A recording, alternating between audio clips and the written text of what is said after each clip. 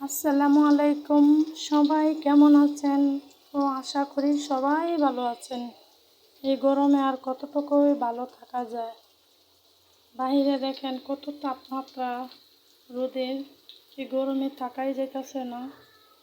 তো আজকে আমি রান্না করব চিংড়ি মাছ দিয়ে পুঁই শাক।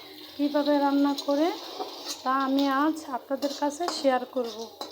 সর্বপ্রথমে তেল দিলাম, তারপরে পেঁয়াজ, কাঁচামরিচ দিয়ে দিলাম, তারপরে একটু পানি, তারপর দেখেন হলুদের গুঁড়া, মরিচের গুঁড়া, ধনের গুঁড়ি, আদা রসুন বাটা, লবণ। তো আমি দিয়ে দিলাম।